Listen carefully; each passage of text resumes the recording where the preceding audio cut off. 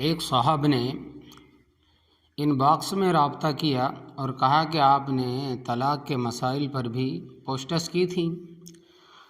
میں اپنی بیوی کو طلاق دینا چاہتا ہوں، اس کا احسن طریقہ کیا ہے، اچھا طریقہ کیا ہے؟ تو میں نے اس سے کہا کہ اگر برا نہ مانو تو پہلے کچھ سوالات کر سکتا ہوں۔ اس نے ہاں میں جواب دیا۔ تو میں نے پوچھا کہ تم اپنی بیوی کو طلاق کیوں دینا چاہتے ہو؟ اس نے جواب میں وہی روایتی شکایتیں بتائی جو عام طور پر مردوں کو اپنی بیویوں سے ہوتی ہے، کہ لڑائی جھگڑے کرتی ہے، بستر پر گرم جوشی کا مظاہرہ نہیں کرتی، میرے لیے تیار نہیں ہوتی، طعنہ دیتی رہتی ہے، وغیرہ وغیرہ۔ میں نے اس سے پوچھا کہ جوائنٹ فیملی سسٹم ہے یا الگ گھر میں رہتے ہو؟ حسب توقع اس نے جواب دیا کہ جوائنٹ فیملی سسٹم ہے۔ مزید پوچھنے پر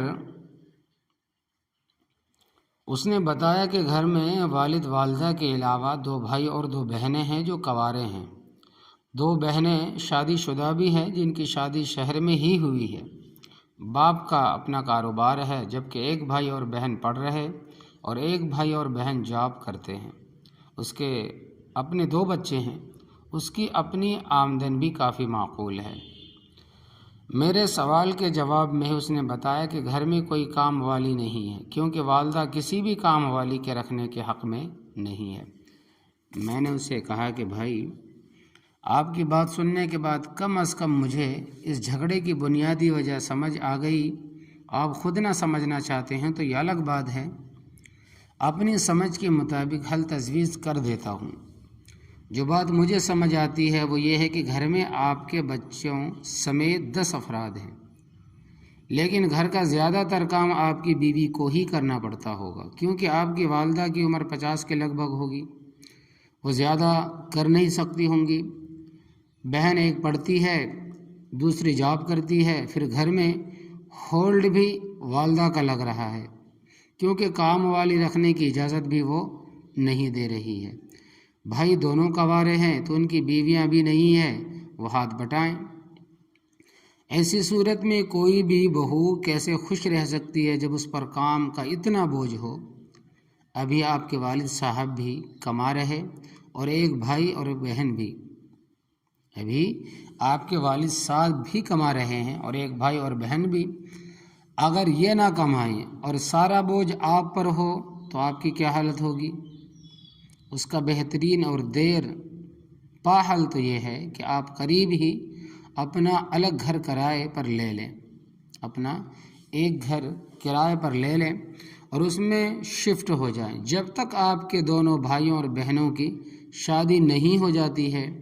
اگر بعد میں ضرورت ہو تو اپنے والدین کو اپنے ساتھ رکھ لیں، اس سے آپ کے سارے جھگڑے ختم ہو جائیں گے۔ گھر کے اخراجات کے لیے حصہ بٹاتے رہو۔ اگر آپ یہ نہیں کرتے اور اپنی بیوی کو طلاق دے دیتے ہیں تو جو نئی بھی بیوی لاؤ گے اس کے ساتھ بھی یہی مسائل پیش آئیں گے، کیونکہ بنیادی مسئلے کو حل کیے بنا کیسے ٹھیک ہوگا؟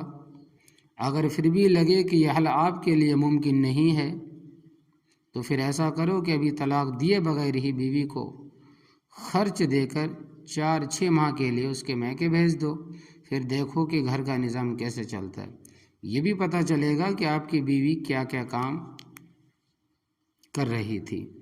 اگر خدا نخواستہ یہ بھی نہیں کرنا اور طلاق کا پکا فیصلہ ہی کر چکے ہو تو پھر لکھ کر صرف اور صرف 1 طلاق حالت طہر میں بیوی کو دے دو۔ صرف 1 طلاق سے ہی طلاق ہو جاتی ہے۔ اس کا فائدہ یہ ہوگا، اگر عدت کے دوران رجوع کرنا چاہو گے تو تجدید نکاح کے بغیر ہی رجوع کر سکتے ہو، اور عدت کے بعد نئے حق مہر کے ساتھ دوبارہ نکاح بھی ہو سکتا ہے۔ مسئلہ آپ کا ہے، آپ سمجھیں، مگر طلاق دینا اچھی بات تو نہیں ہے۔ کسی کے لیے بھی حل تلاش کرنا چاہیے، طلاق دینا کوئی حل نہیں ہے۔ تمام مسلمانوں کے لیے